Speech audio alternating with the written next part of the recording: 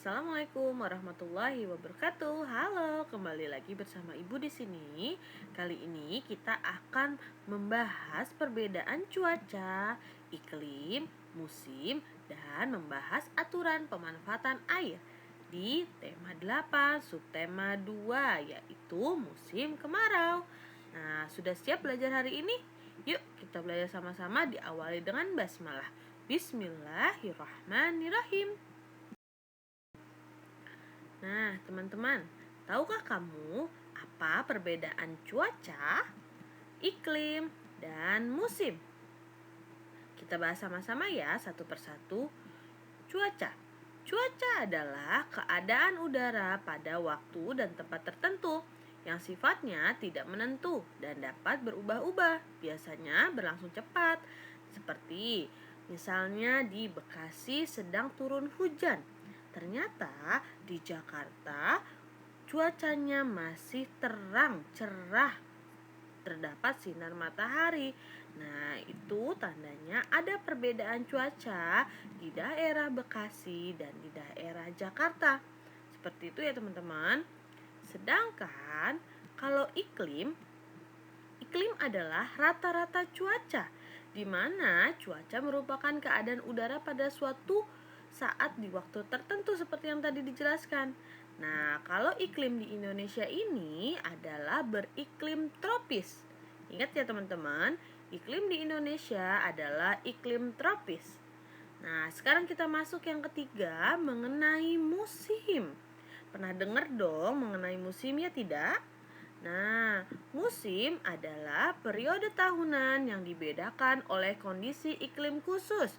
Di Indonesia hanya ada dua musim ya teman-teman, yaitu musim kemarau dan musim penghujan. Nah, beda lagi jika di negara lain. Di negara lain ada loh yang 4 musim.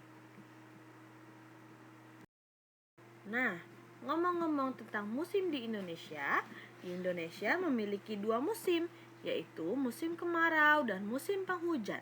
Musim kemarau biasanya berlangsung selama bulan Maret sampai dengan bulan Agustus. Jadi kurang lebih sekitar 6 bulan ya teman-teman. Nah, sedangkan musim penghujan ini biasanya berlangsung selama bulan September sampai dengan Februari. Sama, berlangsungnya kurang lebih selama 6 bulan.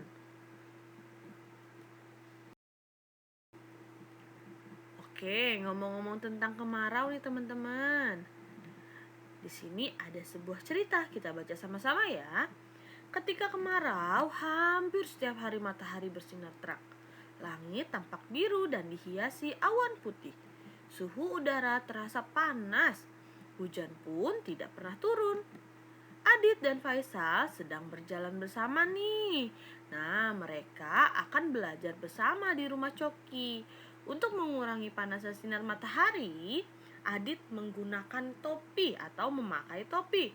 Nah, topi ini menjadi pelindung agar tidak kepanasan pada siang hari. Apakah ada yang suka menggunakan topi?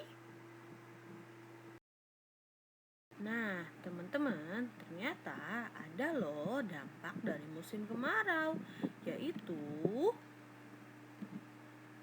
kekeringan atau berkurangnya air bersih.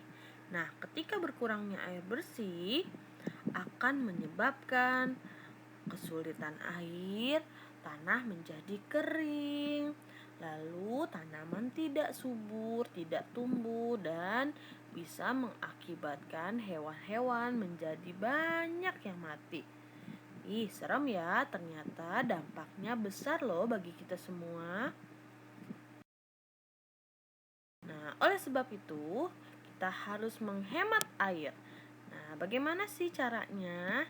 Kita baca dulu nih cerita berikut ini. Pada musim kemarau, air sumur mulai mengering. Sudah beberapa bulan hujan tidak turun. Musim kemarau yang panjang menyebabkan kekeringan di mana-mana. Lingkungan menjadi gersang.